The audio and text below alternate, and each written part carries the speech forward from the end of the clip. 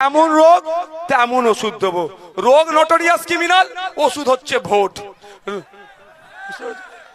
রোগ হচ্ছে চাকরি চোর, ওষুধ হচ্ছে ভোট। রোগ হচ্ছে কাটমানিখোর, ওষুধ হচ্ছে ভোট। রোগ হচ্ছে ডিলিট, ওষুধ হচ্ছে উকিল। ঠিক আছে, চাপ নেবেন না। আর এটা বলছি, আমি ভোটের জিতা হারার জন্য আমি উকিলের দেওয়ার কথা বলছি না। ওয়াদা করেছিলাম উকিল দেবো তো উকিল দেবো, ভয় পাবেন। ওয়াকাফ আইনকে মানবো না, রাতারাতি ওয়াকাফ আইন মেনে নিয়েছে। এসআইআর হতে দেবো না, রাতারাতি এসআইআর নিয়ে চুপ করে গিয়েছে। এখন কি বলছে, এনআরসি করতে দেব না, তবে এনআরসি করবে। তাহলে এই সিস্টেমটাকে আরএসএস চালাচ্ছে বিজেপির কথা মতো, তৃণমূল সেটাকে বাস্তবায়ন করছে। তাই সিস্টেমটাকে চেঞ্জ করতে হবে। কেউ আছে যে লিস্ট বাড়ি হয়েছে, ভোটার ডিলিট হয়ে গেছে? আপনি আছেন। আপনি আমাদের নেতৃত্বদের সাথে যোগাযোগ করেছেন, আপনার নাম, ফোন নাম্বার, বুথ নম্বর নিয়েছে। কালকে নেবে বলেছে, 24 ঘন্টা পার হয়ে গেলে কালকে নিয়ত তো নয়। আপনার কোন বুথে বাড়ি? 114 নম্বর বুথে দায়িত্বে কি আছে? কালকের কথা তো গল্প শোনায়নি, আজকে তোমাদের দেওয়ার কথা ছিল। আমি বলেছি লোকের বাড়িতে যেতে, নাম ফোন নাম্বারটা নিয়ে রাখুনি কেন? আচ্ছা আপনাদের বলি, যদি কারো নাম ডিলিট হয়, যদি কারো নাম ডিলিট হয়, শুনে নেন কি বলছি ঠান্ডা মাথায়, বা তার আত্মীয়র কারো ডিলিট হয়ে গেছে, তাহলে কি করবেন?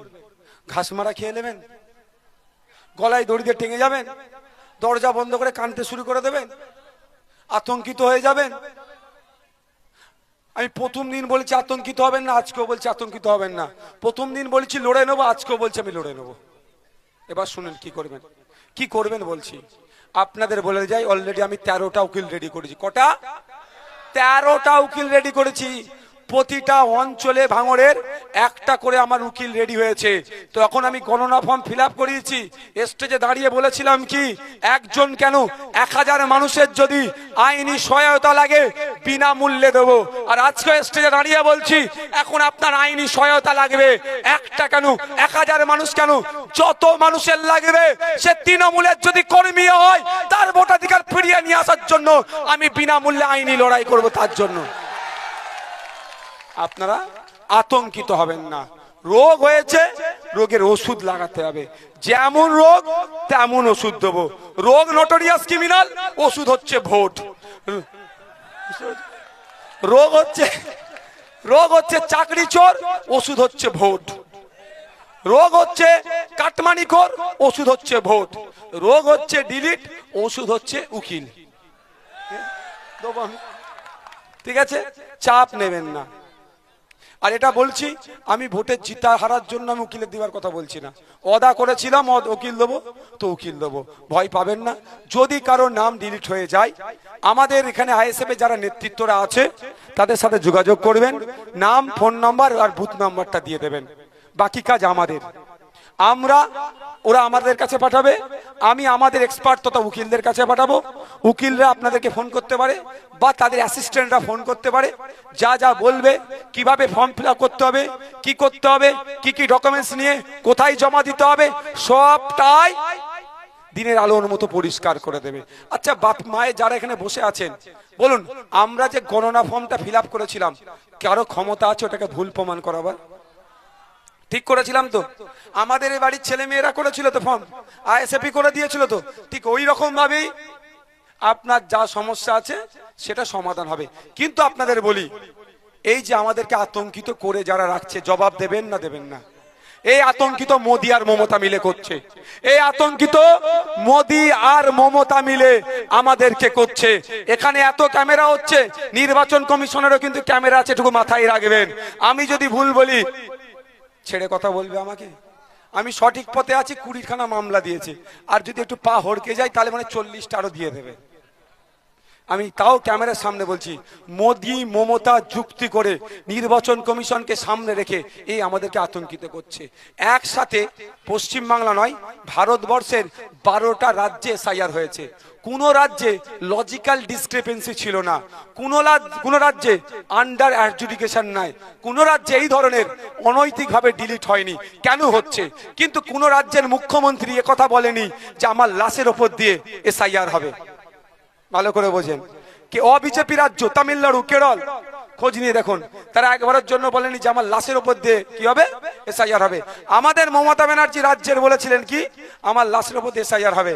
এসআইআর তো হয়ে গেল, উনার দীর্ঘায়ু কামনা করি। উনি আছেন তো নাকি? উনার ভাইপো বলেছিল একটা নাম ডিলিট হলে 1 লক্ষ মানুষ নিয়ে যাব। এখানে 2টো মানুষ আছে, 2 লক্ষ মানুষ দিল্লিতে নিয়ে গেছে প্রতিবাদ করতে। এরা মিলে করছে।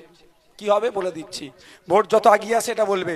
এই দেখো এখন নামটা ডিলিট করেছে কজনের।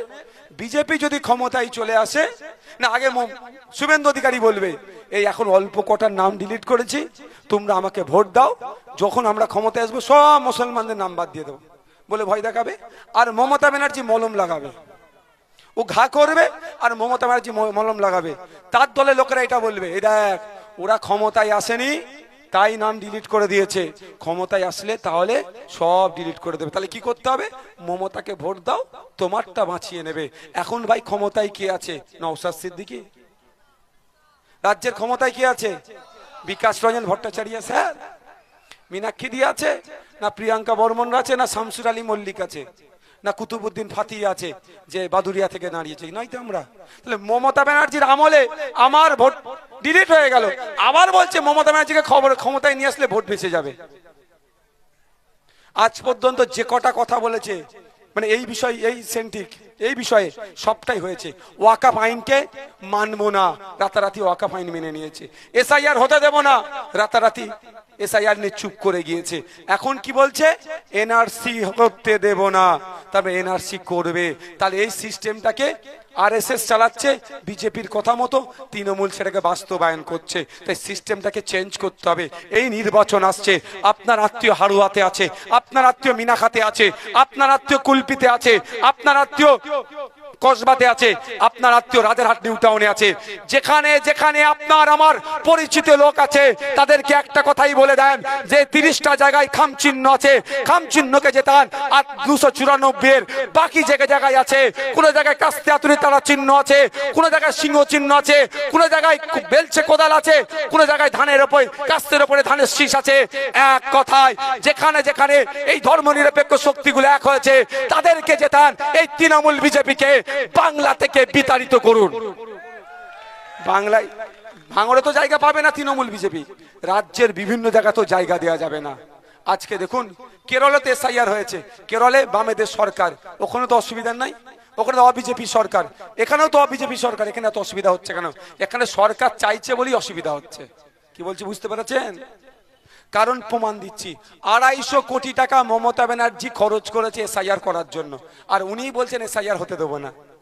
90,000 অফিসার দিয়েছে মমতা ব্যানার্জি এসআইআর করার জন্য। এই লজিক্যাল ডিসক্রিপেন্সি না আসলে আন্ডার অ্যাডজুডিকেশন আসতো কি? আর আন্ডার অ্যাডজুডিকেশন না আসলে ডিলিটও আসতো না। অর্থাৎ যে আপনার ভোটটা ডিলিট হয়েছে এটাই হতোই না। এটা মমতা ব্যানার্জির দায়িত্ব নিয়ে করার জায়গা করে দিয়েছে নির্বাচন কমিশনকে। তাও আমি প্রমাণ দিচ্ছি কিভাবে।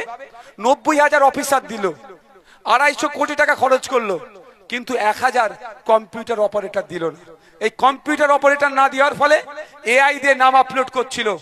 এই এআই দিয়ে নাম আপলোডের পরেই নামের বানান সব থেকে বেশি ভুল হয়েছে। ফুল স্টপ ছিল, ফুল স্টপ ছিল না। খাতুন ছিল, বিবি বা বেগম হয়েছে, তাকে আন্ডার অ্যাডজুডিকেশনে চলে গেছে, লজিক্যাল ডিসক্রিপেন্সি চলে গেছে। এই রকম করে করে পেরেশানিতে করে আজকে এই জায়গায় দাঁড়িয়েছে। মমতা ব্যানার্জির দায়িত্ব নিয়ে এই হিংসাটা, এই যে আতঙ্কের পরিবেশ তৈরি করছে বিজেপিকে সাথে নিয়ে। তাই সময় এসেছে এর জবাব আগামী দিন আমরা দেবো। 29 এপ্রিল খাম চিহ্নিত ভোট দিয়ে বিজেপি তৃণমূলকে আমরা এর জবাব দিয়ে দেবো। তবে একটা কথা, আতঙ্কিত হবেন না, যদি কারো নাম ডিলিট হয়ে যায় তবে বেশি ডিলিট করার সাহস দেখাতে পারেনি আর পারবেও না।